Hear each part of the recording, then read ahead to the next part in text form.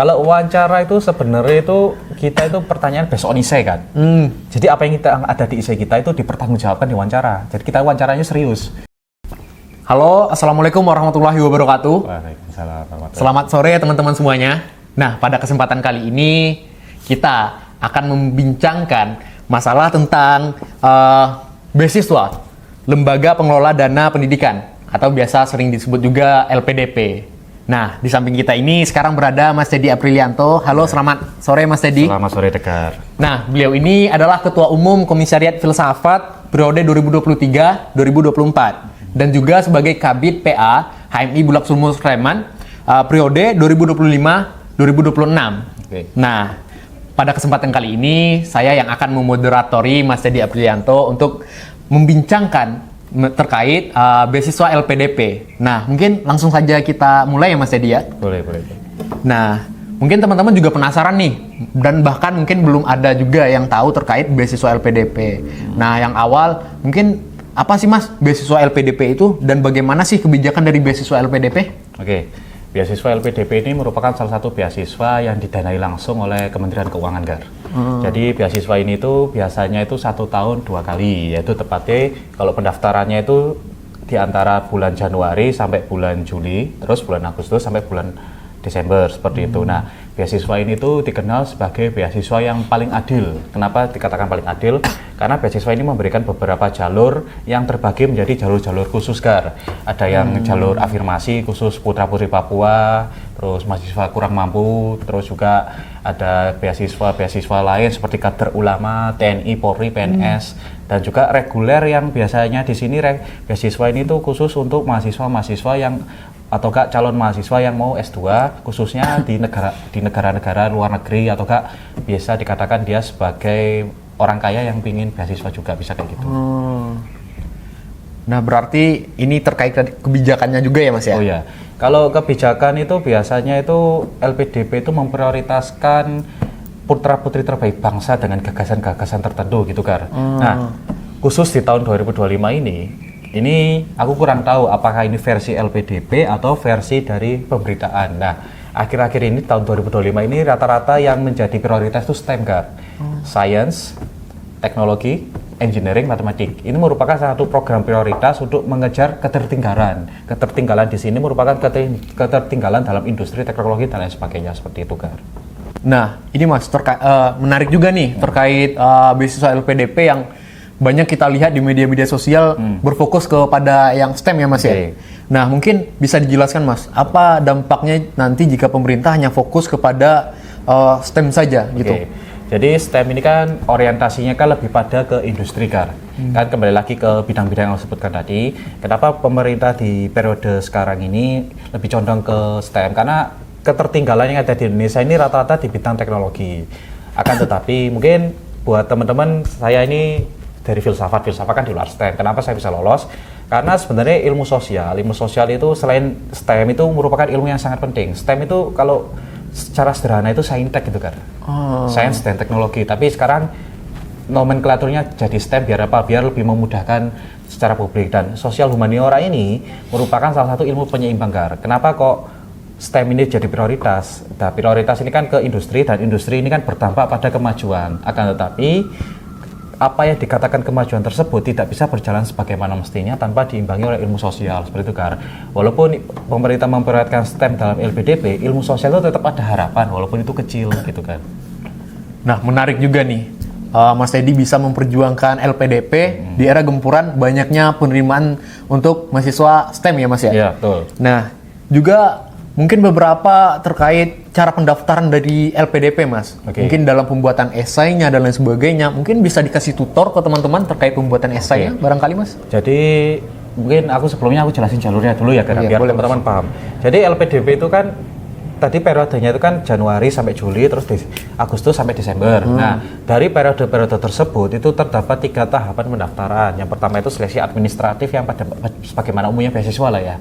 Administrasi itu ya kayak bagaimana kamu keaktifan selama S1 atau bagaimana publikasi kamu, dan juga di sini kan jalur-jalur yang dimana esai itu pertama kali dibuat dan disubmit di sini. Terus ada lagi jalur namanya jalur skolastik ya, tes bakat skolastik ini merupakan jalur tes yang ada soal-soalnya ya, soal-soal kayak psikotes matematika dan lain sebagainya seperti Gugar. Terus yang terakhir itu jalurnya namanya jalur wawancara atau seleksi substansi seperti itu. Nah, akan tetapi kan LPDP ini punya kebijakan Gar. Jadi ketika kamu mendaftar dan dirimu punya LOA, LOA itu Letter of Achievement, itu merupakan salah satu surat penerimaan kamu di universitas. Nah, ketika kamu punya LOA, kamu akan skip di jalur kedua, yaitu jalur tes bakat skolastik seperti itu Gar. Kalau tips esai, sebenarnya esai ini kan merupakan salah satu gambaran Gar. Jadi gini, ketika kamu ingin mengetahui dan menemui seseorang, pasti kamu kan bingung, ini orangnya siapa, backgroundnya seperti apa. Dan cara mengetahui seseorang, kalau dalam ilmu psikologi itu dari cara menulisnya itu kita bisa tahu karakter seseorang dan apa yang dia rencanakan itu kita udah tahu, jadi gitu. Jadi esai itu kurang lebih 2.500 kata, mungkin bisa dikoreksi juga kalau salah juga, karena juga sudah agak lama saya tidak baca esai saya. Jadi esai tersebut itu merupakan bagaimana proposal terkait dengan tawaran kamu ya, tawaran kamu untuk studi ini keberlanjutan buat apa, terus setelah kamu studi mau jadi apa, seperti itu kan. Jadi mungkin ini bisa menjadi bahan pertimbangan juga untuk teman-teman dalam pembuatan esainya untuk yang ingin melanjutkan LPDP untuk beasiswa LPDP ya Mas ya. Ya betul. Nah mungkin coba kasih ini dulu ya Mas ya ke teman-teman terkait apa sih nanti keuntungannya jika kita mendapatkan beasiswa LPDP dan apa sih strategi-strategi yang harus kita lakukan dalam mendapatkan ini Mas? Mungkin kalau keuntungan itu kan udah tahu lah ya. Kalau teman-teman cek di website itu kan keuntungannya kan secara dana kan kelihatan. Kalau secara benefit, privilege, jangka panjang kan kelihatan. Ya mungkin kalau strategi, kita kembali ke esai dulu ya Kar ya. Yep. Jadi esai itu kan merupakan salah satu citra dirimu untuk dikenal dari pihak LPDP. Seleksi administrasi, pasti pihak LPDP itu mereview esai, bagaimana rancangan kamu ke depannya seperti apa. Nah, esai itu Kar, ketika kamu ingin kuliah, kamu jurusan apa, kenapa kamu milih kampus itu, dan apa yang menjadi cikal bakal kontribusimu itu harus tertuang dalam esai kurang lebih 2.500 kata seperti itu Gar. Nah, dalam esai tersebut itu semuanya dijelaskan Gar. Kayak kamu itu backgroundnya dari apa gitu. Mungkin kalau teman-teman pengen ada tips kenapa aku lolos, itu aku esai ini terbagi menjadi 14 paragraf. 14 paragraf. Boleh disebut satu-satu ini? Boleh Mas, boleh. Oke. Monggo. Kalau teman-teman tahu, esai saya itu 14 paragraf. Paragraf pertama, aku mengenalkan diriku. Aku mengenalkan diriku dan apa yang aku sampaikan di paragraf 1 ini merupakan hal-hal yang berkaitan diriku secara personal. Aku lahir di mana, aku S1 di mana, dan juga apakah aku menerima beasiswa selama S1 dan latar belakang keluargaku di mana. Terus di poin kedua, aku menceritakan bagaimana perjalanan kuliahku S1. Kayak aku S1 aktif di berbagai macam organisasi. Dan organisasinya kan banyak, jangan dicantumkan semua. Pilih 3 terbaik dengan beberapa region. Pertama, di tingkat fakultas, terus di tingkat universitas, dan di tingkat regional itu mau gimana. Terus paragraf ketiga, di sini aku melampirkan beberapa portofolio publikasi Gar. Jadi selama aku bikin esai, di paragraf ketiga aku menjelaskan publikasi yang menjadi penunjang aku untuk daftar S2 itu seperti apa.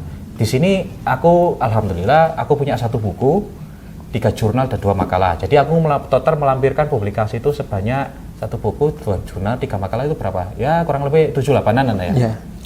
Seperti itu. Terus di paragraf keempat itu aku memilih melaksanakan S2 itu tujuanku untuk apa? Aku di situ mencantumkan bahwasanya tujuanku S2 itu untuk menggait isu tertentu gitu. Isu tertentu. Nah, sebelum aku menjelaskan isunya, ini agak kronologis lagi ya di paragraf berikutnya. Ini paragraf keberapa tadi itu?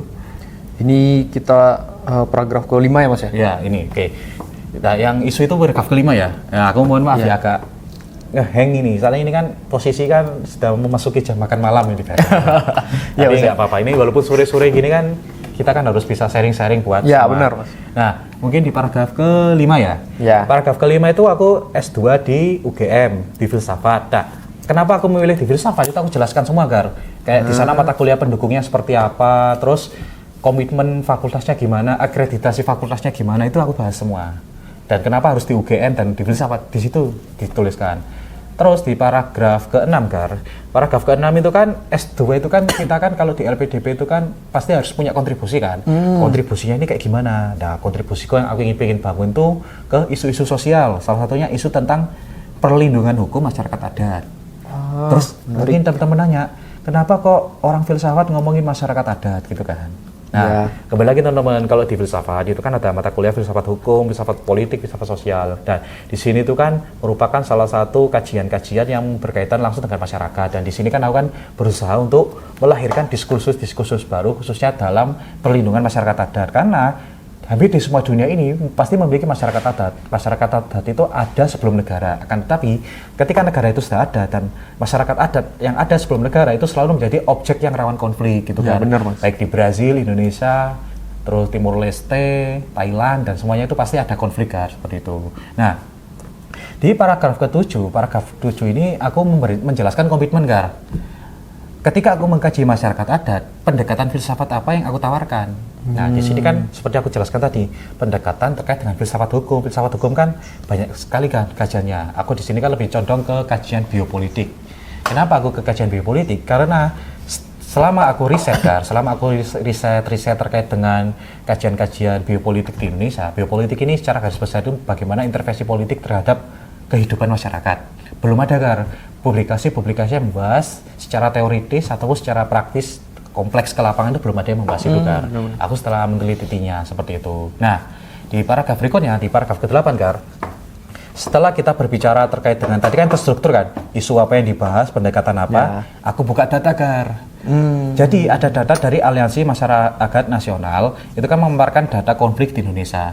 Jadi di Indonesia itu banyak jutaan Gar. Mungkin kalau teman-teman bisa cross check di press release masyarakat adat itu banyak masyarakat adat di Indonesia itu belum mendapatkan pengakuan hukum Gar. Oleh sebab itu masyarakat adat itu menjadi objek rawan konflik akibatnya pembangunan industri yang dari STEM itu sendiri Gar.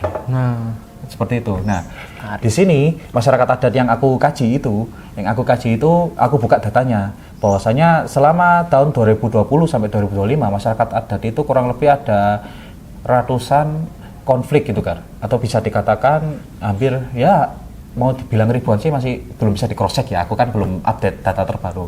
Itu konflik dan rata-rata konfliknya itu dengan industri kan. Salah satunya sih ya mungkin kalau teman-teman gali di perusahaan-perusahaan sawit di beberapa pulau kayak di Papua, di Kalimantan, di Sumatera, pasti konfliknya sama masyarakat adat kayak gitu kan. Nah, itu paragraf ke apa? Aku ke Bandung lah kalau dicoret ini. Ya. Nah, paragraf ke-9, ketika kita sudah memiliki rencana penelitian, isu yang dibahas dan lain sebagainya, apa yang kita komitmenkan ke depan Gar? Ya, yang paragraf ke-9 ini aku membahas bahwasanya apa yang saya komitmenkan ke depan itu lebih condong ke hasil penelitianku ini mau dipublikasikan kemana. Terus apa yang aku dapat ini mau publikasikan kemana? Ya aku tulis di situ, aku mau publikasikan ke jurnal terindeks apa saja kayak gitu. Nah, paragraf ke-10 aku itu menjelaskan bahwasanya isu ini tuh merupakan isu yang penting. Kenapa? Karena kan selain pemerintah harus STEM, ilmu sosial harus diimbangi. Karena kan kalau kita bicara ilmu sosial di Indonesia itu, ilmu sosialnya itu bisa dikatakan macet gitu lah. Macet ya Mas. Macet itu maksudnya tidak begitu berkembang secara progresif seperti ilmu-ilmu saintek atau STEM itu sendiri. Nah, di sini aku di esai, di paragraf tersebut aku mencantumkan bahwasanya di paragraf ke-9 itu, aku mencantumkan memang industri itu penting, tapi industri tanpa adanya ilmu non-STEM, khususnya di sosial humaniora dan filsafat, itu akan menimbulkan adanya gangguan-gangguan ketertiban nasional, atau gangguan-gangguan sosial. Seperti apa? Salah satunya konflik, terus keadilan sosial, humanisme dan etika. Aku bilang bahwasanya ilmu STEM itu tidak bisa melahirkan humanisme, keadilan sosial dan etika, gitu kan. Dan aku di sini menjelaskan bahwasanya STEM dan keilmuanku ini bukan saling terpisah, tapi saling terintegrasi satu sama lain. Ketika pemerintah ingin menjalankan prioritas pembangunan pada industri, otomatis hal yang menjadi penunjang industri itu kayak contoh masyarakat adat yang akhir-akhir ini konflik karena industri itu bisa terjamin gitu kan, seperti itu. Terus paragraf ke-10 itu ya aku lebih memberikan argumen-argumen yang kayak STEM itu sih kayak penegas. Ke-11 itu sama sih, ke-11 juga penegas.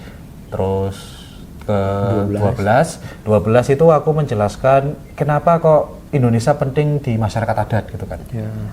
Kenapa Indonesia penting melindungi masyarakat adat? Karena 80 tahun Indonesia merdeka, undang-undang yang khusus mengatur aturan masyarakat adat, pengakuan itu belum ada kan secara nasional.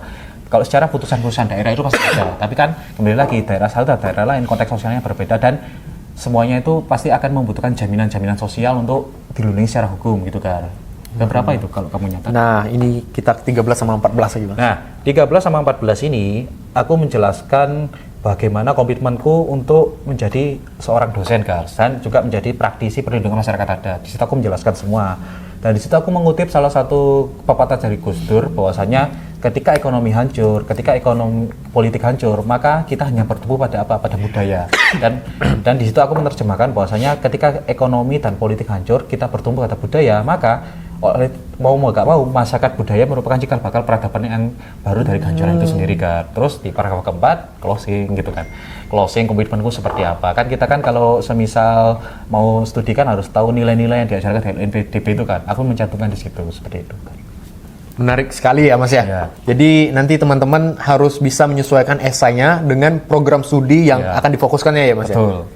Nah mungkin kita nih udah dapat nih teman-teman udah tahu mau lanjut kemana dan esainya udah tahu nih mau nulis seperti apa dengan penjelasan Mas Dedi tadi. Ya. Nah tentu ya teman-teman harus tahu juga kan ya Mas ya dengan situasi kebijakan dari LPDP per tahun ini oleh Kementerian Keuangan gitu Mas. Ya. Mungkin boleh dijelaskan ke teman-teman sekalian Mas. Mungkin kalau teman-teman mau daftar LPDP, saranku teman-teman harus kuasai salah satu isu.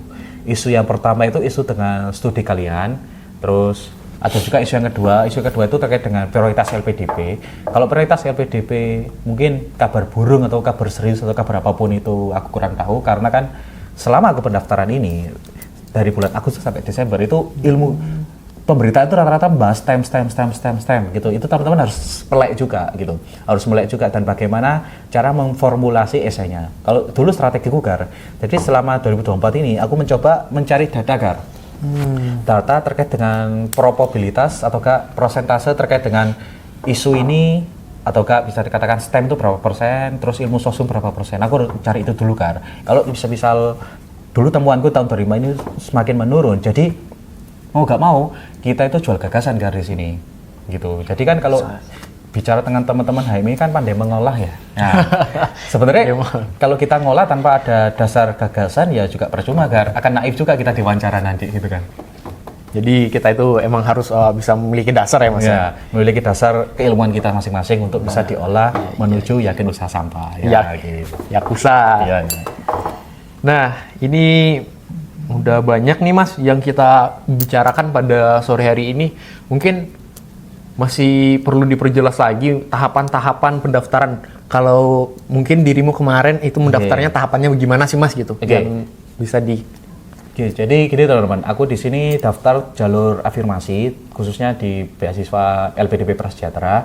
Kenapa aku ngambil jalur ini ya? Karena kan juga aku kan bukan lahir dari keluarga yang berada ya. Ya, orang tua aku meninggal sebelum aku beasiswa LPDP, ini kan merupakan salah satu tekanan juga bagiku. Tapi aku alhamdulillah ya karena keyakinan aku bisa lolos, dan beasiswa jalur afirmasi ini merupakan beasiswa yang tidak mengisyaratkan TOEFL gitu kan. TOEFL. Jadi teman-teman itu syaratnya khususnya di beasiswa Prasejahtera itu teman-teman harus sarjana pertama di keluarga pertama dan sarjana pertama yang hendak menempuh pendidikan magister seperti itu Gar. Ini merupakan salah satu peluang yang aku manfaatkan seperti itu Gar. Karena jalur afirmasi ini kalau bicara teman-teman mungkin banyak pihak yang bilang, "Oh, jalur ini lebih enak." Justru ini lebih ketat Gar daripada jalur reguler itu sendiri. Karena jalur afirmasi karena tidak mengisyaratkan TOEFL dan angka masyarakat yang menengah ke bawah itu cukup banyak Gar. Jadi itu jalur ini bisa dikatakan jalur paling padat. Kalau di data LPDP yang dirilis kemarin waktu aku kayak pengarahan LPDP itu kurang lebih ada 900-an orang yang jalur afirmasi Gar. Kayak gitu. Nah, jalur afirmasi ini kan walaupun tanpa TOEFL, tapi jalur ini tuh tidak menjamin kamu lolos gitu loh. Apapun jalurnya itu tidak ada jaminan untuk lolos. Yang menjamin lolos itu adalah dipilih dengan doa dan usaha kayak gitu Gar. Nah, apa yang aku pilih di jalur afirmasi ini, aku itu pakai LOA. Jadi aku skip di bakas skolastik gitu ya. Ya kalau teman-teman nanya, aku tidak tahu lah ini mau gimana. Tapi aku sempat coba soalnya, ya lumayan berat. Tapi bisa lah kita kalau belajar untuk bisa benar semua gitu. Dan kalau di seleksi substansi ini tuh seleksi yang dimana kita itu ditanya-tanya based on essay Gar. 14 paragraf itu ditanyain.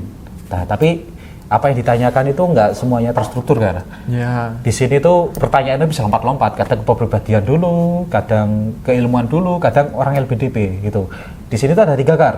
Yang pertama itu orang yang inline lah, sejalan dengan ilmu kita. Terus dari orang LPDP, pihak dari LPDP dan juga dari psikolog. 3 hal ini pertanyaannya itu pasti pertanyaan-pertanyaan yang kita tuh harus menjawab dengan tepat. Dan kembali lagi apa yang aku sampaikan di sini dan apa yang teman-teman sampaikan ketika nanti di tahun 2026 dan seterusnya wawancara LPDP itu pasti berbeda. Kenapa?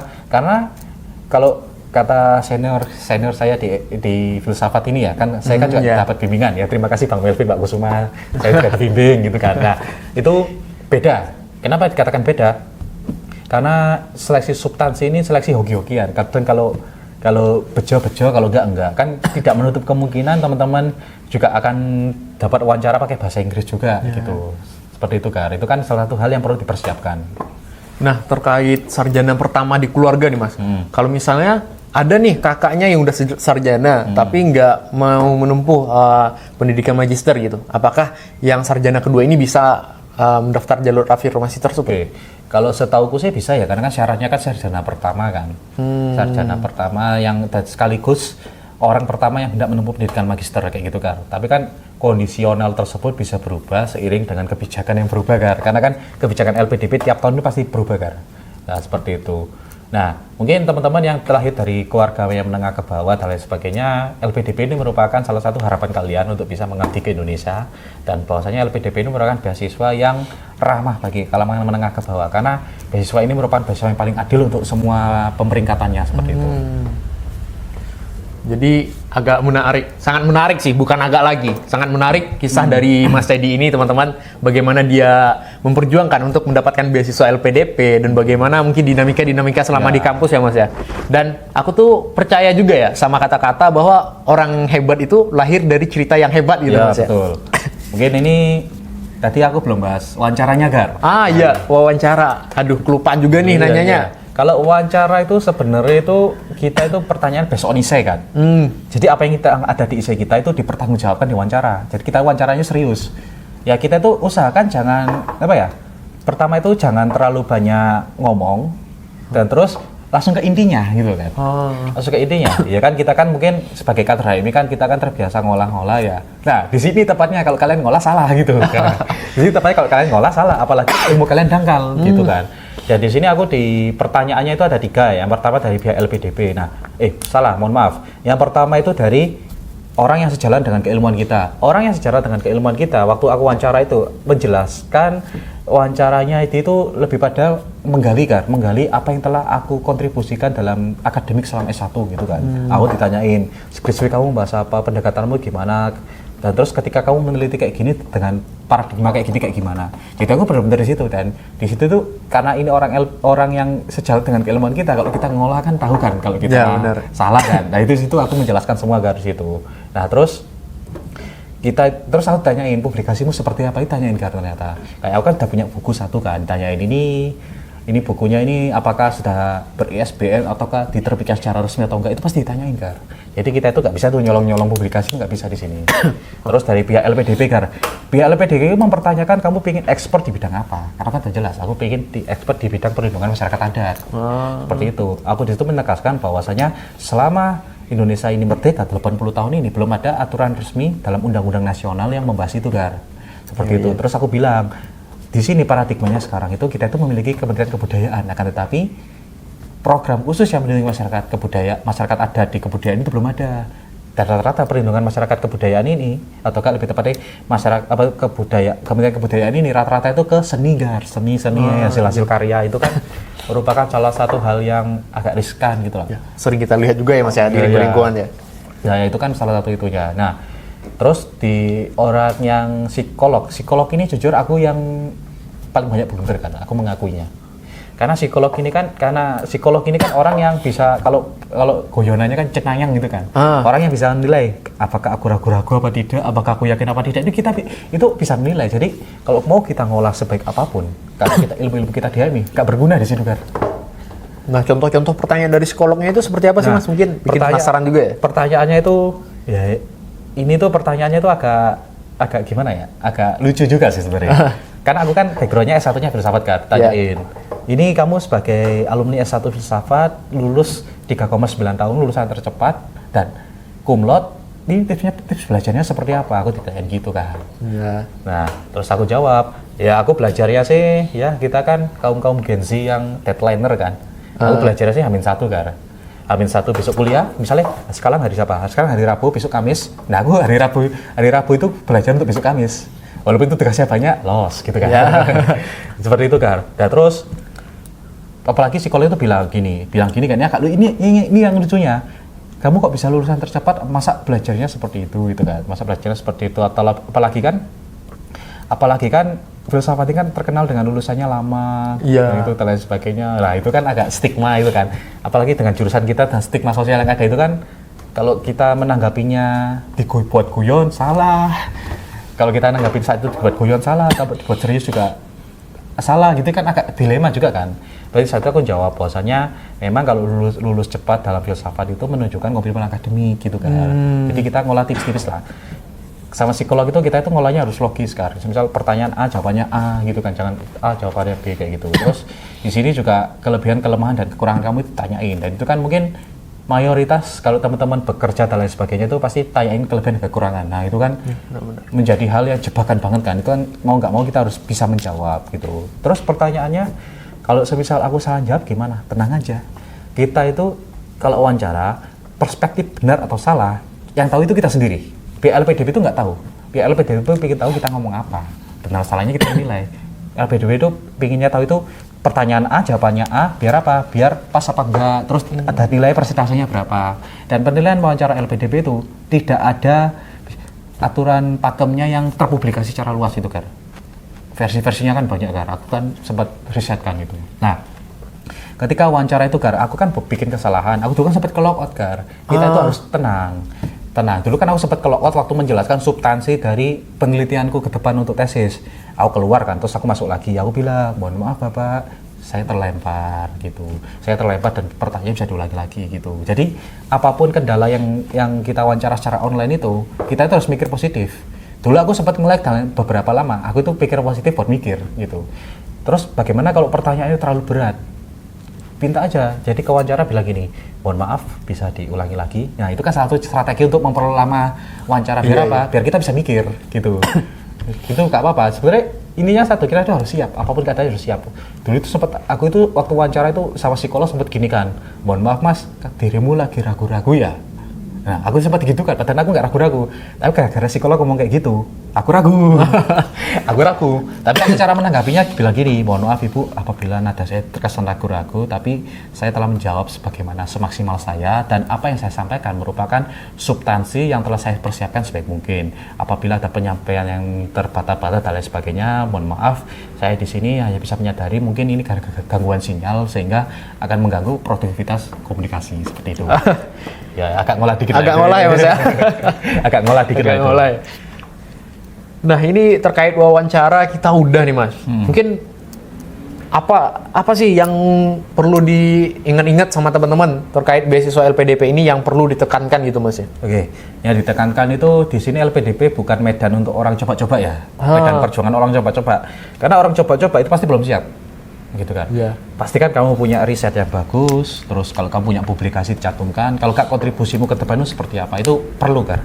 Karena apa?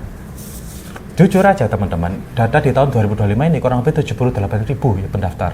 Yang keterima kurang lebih 4 ribuan. Kurang lebih ini kalau persentase itu kurang lebih 5-10%. Itu sangat ketat sekali nih.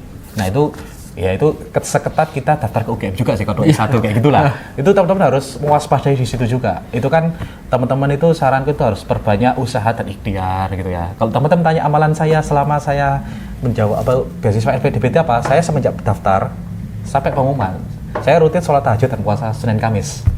Itu merupakan salah satu dorongan spiritual. Kan kita kan dorongan emosional kita kan dimanifestasikan ke usaha kita. Ya. Spiritual kan kepada bagaimana kita setelah berusaha, sisanya kita serahkan lah gitu. Karena saya yakin sebenarnya itu gini, tidak ada orang yang bejo. Aku tuh percaya gini, tidak ada orang yang bejo, tapi ada orang yang memanfaatkan kesempatan untuk mendapatkan keberkahan itu sendiri seperti itu. Sangat luar biasa sekali ya mas ya. Dan mungkin teman-teman sekalian juga harus belajar mungkin dari kisah-kisah Mas Teddy dan bagaimana Mas Teddy bisa memperjuangkan beasiswa LPDP ini. Nah, saya kira kita sudah cukup lama dengan podcast ini dan semua pertanyaan sekira udah cukup lengkap ya Mas ya terkait Ya. penjelasan LPDP. Ya, mungkin teman-teman kalau mau nanya-nanya bisa kontak ke Instagram saya. Nah, promosi. boleh nih Mas. Apa nama Instagramnya? Coba nanti ketik namanya Teddy, di HMI Bulak Sumur pasti ada itu. Coba itu.